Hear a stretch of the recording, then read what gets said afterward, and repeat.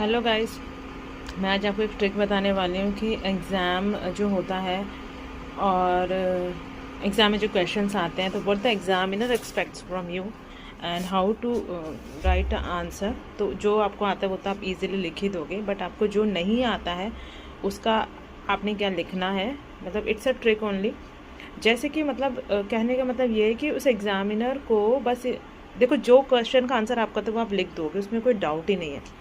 But जिस question का answer आपको नहीं आता है उसका भी आपको लिखना है। जैसे फॉर एग्जांपल, जैसे कि मान लीजिए आप कोई से भी डॉक्टर हैं, लेकिन आप जो है ओंको के डॉक्टर नहीं है, ठीक है, या फिर आप सर्जन नहीं है, ठीक है, लेकिन इन केस आपके पास कोई बच्चा आ जाता है, यू आर अ पीडियाट्रिशियन, और आपके पास कोई बच्चा आ जाता है जिसको मतलब है ना, वो बोलता है कि कुछ तो भी उसका वेट लॉस हो गया है या जो भी, या फिर मान लो रिपोर्ट के साथ आता है कि उसको लिम्फोमा है, ठीक है।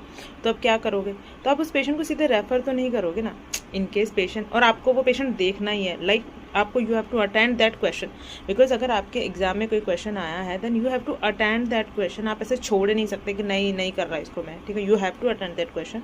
तो इसके लिए आप क्या करोगे? जैसे कोई पेशेंट आपके पास लिम्फोमा का आया, कोई छोटा बच्चा, तो आप what you will do, you will take history. मतलब आपके पास रेफरल का ऑप्शन नहीं है।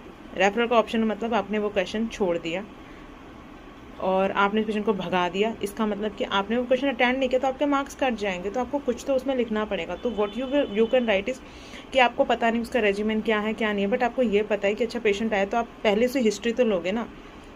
चाहे कोई पेशेंट किसी भी कंप्लेन, चाहे उसका डायग्नोसिस ना बनाओ, हिस्ट्री तो लोगे ना, पता तो करोगे ना। जैसे हमारे OBGY में क्या होता है, कोई पेशेंट आया, मान लो, एक मिनट, जैसे बहुत सारे पेशेंट्स आते हैं, मतलब कोई भी समझ लो इनफर्टिलिटी है, किसी का भी पेशेंट आया, तो आप पहले हिस्ट्री तो लोगे ना। हम उसकी कंप्लेन लिखते हैं कि उसकी कंप्लेन क्या है, जैसे she is anxious to conceive, उसको कोई वाइट डिस्चार्ज है कि नहीं, या फिर उसको पेन इन एब्डोमेन कुछ है कि नहीं, उसके पीरियड्स कैसे आते हैं, तो हम उसकी मेंस्ट्रुअल हिस्ट्री लेते हैं, मॉप्स हिस्ट्री लेते हैं, हम कोई पास हिस्ट्री पूछते हैं, सर्जिकल हिस्ट्री पूछते हैं, उसके हस्बैंड के साथ उसका रिलेशन कैसा, वो सब पूछते हैं। तो चाहे उसका डायग्नोसिस कुछ भी बने, but we have to ask that simple question. तो वो तो हमें हर पेशेंट से पूछने ही पड़ते हैं ना। तो like that you have to attend that patient. आप इसे भगा नहीं सकते हो कि जब मुझे नहीं आता मैं जाए यहाँ से, ऐसा नहीं हम कह सकते हो।